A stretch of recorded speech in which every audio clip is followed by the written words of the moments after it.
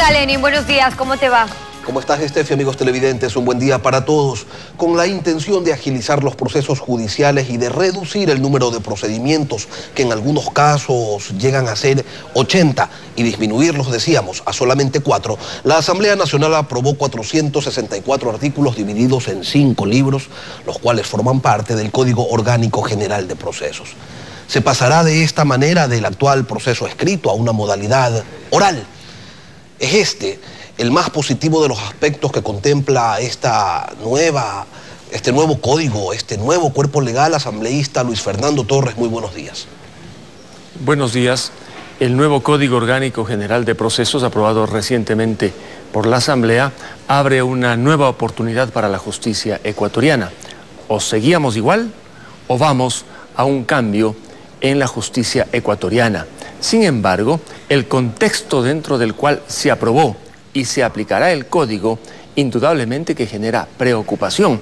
La versión inicial enviada por el presidente del Consejo de la Judicatura, por el presidente de la Corte Nacional de Justicia, no es la que finalmente se aprobó en la Asamblea. Inclusive, el día mismo de la votación se incorporaron no menos de 150 cambios sustanciales al proyecto del Código Orgánico General de Procesos. Por ello, desde mi punto de vista, el código, tal como se aprobó en la Asamblea, viene a ser una colcha de 1000 colores que difícilmente podrá aplicarse en función de lo que esperamos los ciudadanos. Rapidez en la justicia, pues se va a necesitar, para que el código se aplique debidamente, de más salas de audiencia, de más y mejores jueces y, por supuesto, de abogados mejor preparados. ¿Habrá el dinero? Esta es la pregunta, para que en este año se puedan construir más salas de audiencia, se pueda contratar, incorporar a la función judicial más y mejores jueces. Nos dicen que estamos en medio de serios problemas económicos a nivel fiscal.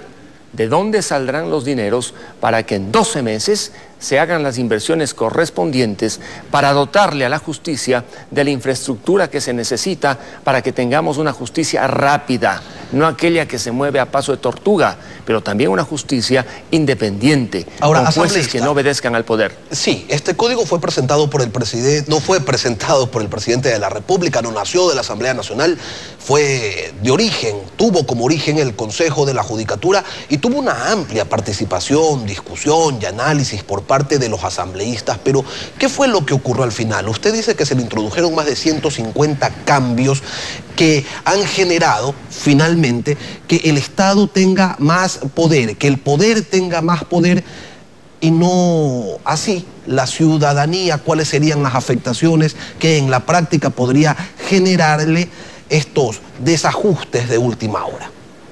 Precisamente porque en el código se le da mayor poder a la entidad pública, al Estado frente al ciudadano, me abstuve de votar en la comisión cuando se aprobó el informe para segundo debate y finalmente en el segundo debate. No voté en contra porque el código tiene indudablemente aportes positivos. La preocupación que expresé en los debates es aquella que tiene que ver con las coactivas.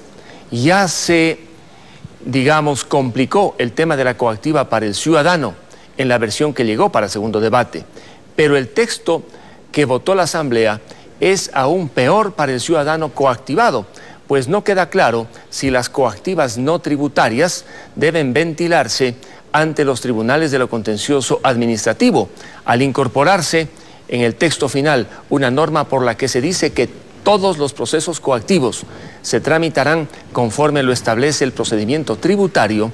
Resulta que en muchos casos será muy difícil para el ciudadano en una coactiva no tributaria acogerse al sistema actualmente en vigencia. Por lo demás, cuando el Estado viene con todo el poder, el ciudadano no tiene opción, aun cuando alegue inexistencia de la deuda, falsedad del título, que se suspende el proceso. El Estado, las entidades públicas van con todo. Debo reconocer que uno de los cambios de última hora sí es positivo. En la Ley de Derechos del Trabajador, esa ley temible con la cual las entidades públicas no solamente le cobran al deudor, sino a los accionistas, a los vinculados directos e indirectos, con la reforma final se especificó que solo en materia laboral, ni siquiera la tributaria, puede el Estado o la entidad pública ir en contra de aquellos que no son deudores directos, sino que están vinculados, por ejemplo, en el directorio de una empresa o tienen relación con la empresa que es objeto del pago correspondiente. Doctor Torres, es un aporte. Ahora, ¿se garantiza en este código el respeto al debido proceso, tomando en cuenta que afecta a todo lo que ocurre dentro del sistema judicial, con excepción de las causas penales? Mire, más allá de las críticas que existen sobre el código indudablemente que en materia del debido proceso trae mejores garantías que la actual legislación procesal. Lo primero, la oralidad. Si bien por sí misma la oralidad no va a mejorar la justicia, es un elemento en la dirección de tener una justicia transparente. Es que en las audiencias el juez estará obligado a dar la cara. Las partes igual ya no podrán esconderse detrás de escritos y papeles. En la audiencia cara a cara se verán los unos y los otros, y por regla general el juez deberá en la audiencia de juicio al final anunciar su sentencia, tomándose el tiempo necesario para fundamentarla. Ello es importante porque actualmente muchos jueces se esconden en los papeles para torcer la justicia, violar los derechos. El garantismo del que tanto hablamos se ha desplomado. Ahora siempre gana el Estado, ganan los que están en el poder y generalmente pierde el ciudadano. A propósito de los garantismos, doctor, es de suma importancia lo que señala el artículo 2 de esta ley orgánica. Allí se expresa que en todas las actividades procesales,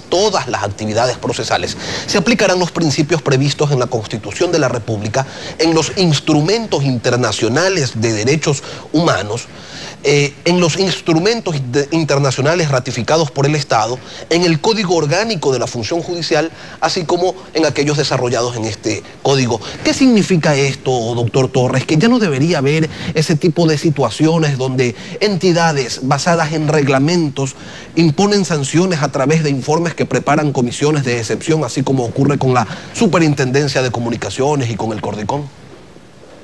Mire, dentro de la comisión y en el debate, yo propuse que se modificara el proceso contencioso administrativo para que precisamente aquellos que no son jueces, sino funcionarios públicos e imponen sanciones, hemos visto el caso de muchos medios, el momento en que se impugne esa decisión, ésta se suspenda, porque ahora le imponen la sanción, usted impugna judicialmente la sanción e igualmente la sanción se aplica, le cobran y le dicen vaya a discutir, demórese 5, 6, 7, 8, 10 años y luego veremos. Lamentablemente no se corrigió ese defecto. Sin embargo, con la disposición a la cual usted se ha referido, la situación podría cambiar si los jueces quieren aplicar realmente el poder.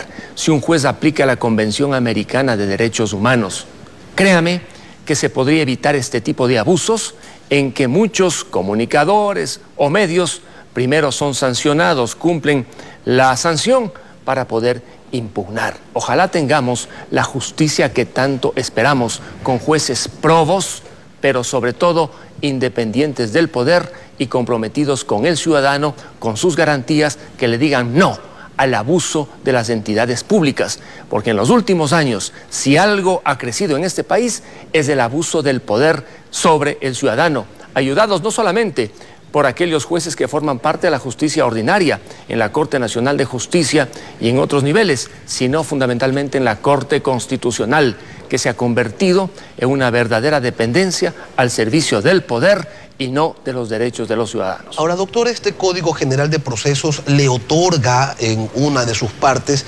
la condición de parte procesal a la naturaleza. ¿Esto es novedad o novelería? Novelería y novedad. Es la primera vez que se incorpora, pero por haberlo hecho no se ha regulado debidamente la intervención de la naturaleza. Según la Constitución ecuatoriana, en sus artículos 71 y 72, la naturaleza solamente puede ejercer los derechos señalados precisamente en esas normas constitucionales. En el Código Orgánico General de Procesos se les reconocen más derechos. Que la naturaleza, por el nuevo contexto constitucional, deba aparecer en un proceso, nadie discute. Lo que se cuestiona es la forma como se ha incorporado a la naturaleza y cómo se han regulado fundamentalmente una serie de acciones ambientales. Se han derogado, por ejemplo, normas de la Ley de Gestión Ambiental que desde mi punto de vista dejan completamente desprotegidos a aquellos que ahora ejercen esas acciones cuando se han producido daños en materia ambiental. Debieron haberse hecho algunas correcciones. Lamentablemente no se hicieron. Ahora va a poder demandar a nombre de la naturaleza el defensor del pueblo o cualquier ciudadano. La pregunta es, ¿sobre qué acciones podrían encaminarse esas demandas que hagan los ciudadanos o el defensor del pueblo? ¿Cuáles son los límites? Porque en nombre de la naturaleza también se pueden cometer muchísimos excesos que muchas veces paralizan inclusive el desarrollo económico y social. Esa es una novedad y a la vez una verdadera novelería. Después de 150 cambios que llegaron a última hora, ahora resta esperar el veto del presidente de la República. Quizás allí vengan algunas reformas adicionales. Tendremos que esperar. Doctor Luis Fernando Torres, gracias por acompañarnos esta mañana. Sí, habrá que esperar qué dice el presidente. Seguramente tendremos algunos vetos, a menos que los 150 cambios o más que se incorporaron a última hora hayan sido parte ya de las sugerencias de la misma presidencia de la República para mejorar el contexto. Algo importante, lean el artículo 17 de la Ley de Compañías, que se cambie en el Código de Procesos en los temas relacionados con el desvelamiento societario.